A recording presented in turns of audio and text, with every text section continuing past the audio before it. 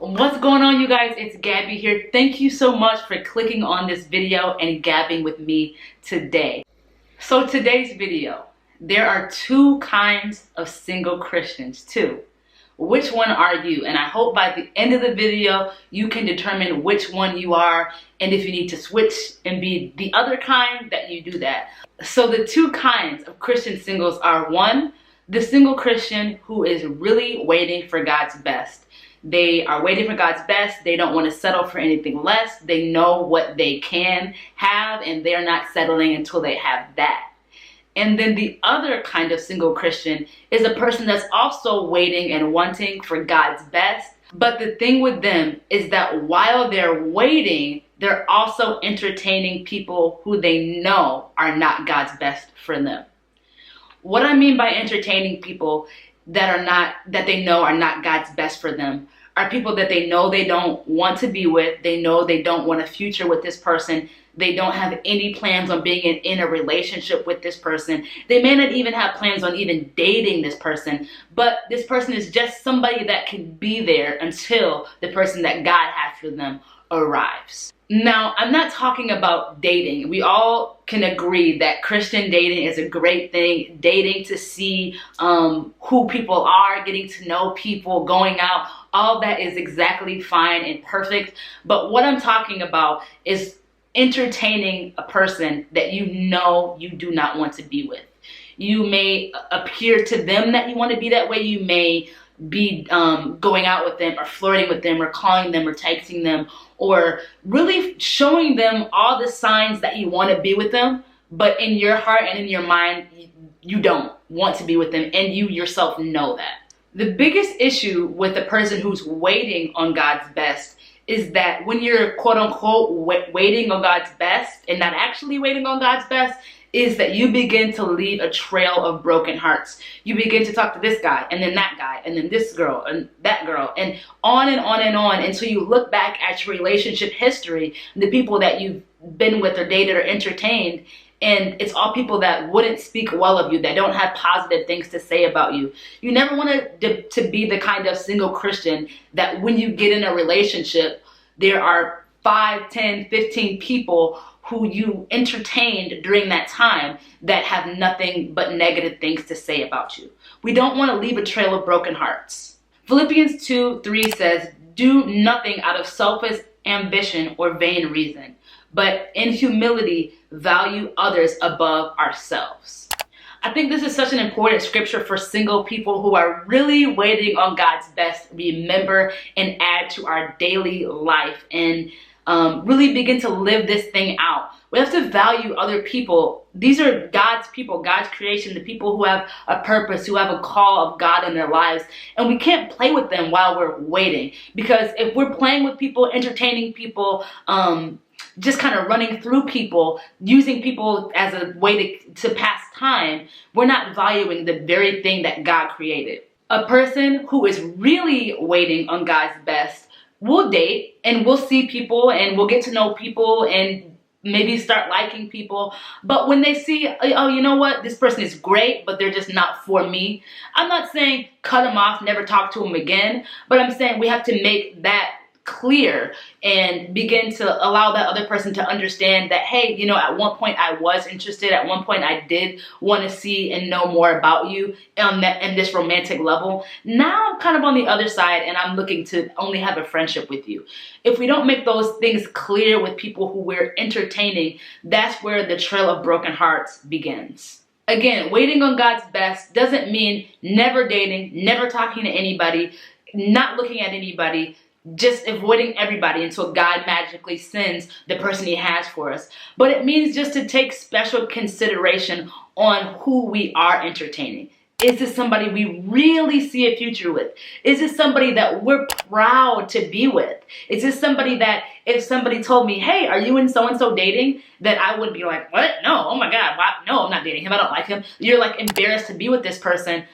in front of others, but behind closed doors, this is the very person that you're entertaining. That is not really waiting on God's best. You're hoping for God's best, you're wishing for God's best, but you go from hoping and wishing and actually waiting on God's best when you begin to value the people that He created and not leave a trail of broken hearts. Again, this all starts when we know. Now, I'm not talking about when you're dating and you're getting to know and you're not sure yet and you're learning more about them. I'm talking about when you know. When you know that you don't want to be with this person, when you know this is not somebody that you'd be proud to show off to your family and show off to your friends and scream from the mountaintops that you're with. When you know that, it's time to act accordingly and begin to modify our behavior. Again, if we don't do that, that's when that trail of broken hearts begins.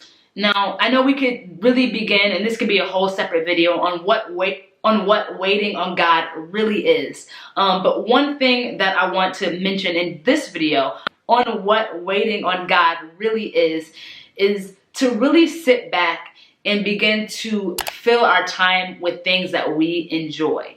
It's very easy to be alone and to feel lonely. And that's when I'm going to reach out to so-and-so. I don't have any plans on being with them. I don't really like them, but there's somebody to talk to. There's somebody to occupy my time.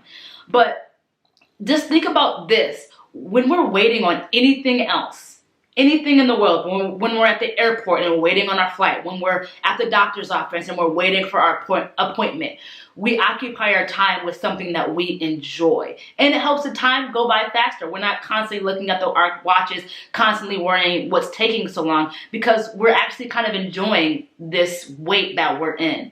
One thing I've done recently to continue to enjoy my wait is working out. And if you follow my personal Instagram and social media, you see that I work out 5 days a week, and I really, really enjoy it. I've fallen in love with exercise and fitness and eating right, and that has really occupied my time in a way that I enjoy. So I'm not always feeling, where is He at, Lord? What's going on with Him, Lord?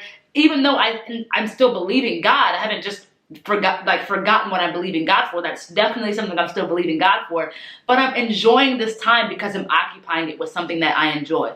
So I encourage you, if you are quote unquote waiting on God and you want to go to actually waiting on God, one thing that you can do to make that transition is to really find something that you enjoy. If you don't enjoy the wait, you're going to occupy that time by stringing people along, entertaining people that you don't really like, and leaving a trail of broken hearts. And the last thing that I want to mention about really waiting on God and waiting on God while we're single is to always, always, always remember that whoever we're talking to is someone's husband or someone's wife. They may be yours or they may be someone else's. And when I think about my husband and I think about where he is right now and what he's doing and who he's with, hopefully he's not with somebody else right now, but if you are, that's okay, because you're gonna find me. You know, that's gonna be a separate thing. But I'm hoping and I'm praying that if he happens to be with somebody right now, that they're treating him well, that they're honoring him, that they're respecting him, that they are pushing him towards the things of God. I really am sad to think that the person that God has for me is not being valued by the people that they're with right now. And that's how we have to think. Who you're with, who you're entertaining, who you're stringing along, who you're hurting, who you're leaving, how you're leaving a trail of broken hearts. These men and these women are someone's wife. Imagine how you would want your wife to be treated or your husband to be treated. I don't want any girl that's not really interested in him to be texting him, to be calling him, to be getting his hopes up, to be stringing him along and hurting him. I don't want that for him. And you shouldn't want that for who God has for you as well. We have to think, this person is somebody God created. This person has a purpose. They have a call in their life. And this is someone's spouse. This is someone's future mother. This is someone's daughter. If I can't value that alone, imagine your loved one, the person that God has for you, being treated the way that you're treating this person. And are you happy with that? We have to treat this person that we're entertaining and hurting and stringing along the way that we would want our wife or our husband to be treated. It's our responsibility to treat God's people with care. So when we realize, You're a great guy, you're a great girl, but you're just not the one that I believe is for me. That's when we begin to modify our behavior and to really begin to make sure that we aren't stringing this person along, getting their hopes up, using them for a time where we're bored, using them for entertainment, but really being able to see this is a person that I should show care for and love for, as I would want somebody to treat me, somebody to treat my future husband or my future wife. So there are two kinds of single Christians: the kind that's really waiting for God and the kind that's waiting on God, but while they're waiting, they're stringing people along, leaving a trail of broken hearts, entertaining people that they know they don't want to be with. So find out which one you are, and if you're the one that's waiting, make some adjustments so that you're really waiting on God. So thank you guys so much for watching today's video. If you enjoyed it, make sure that you give it a thumbs up. That lets me know that whoever's watching this right now enjoyed it. You can also subscribe if you like this video and want to see more like this.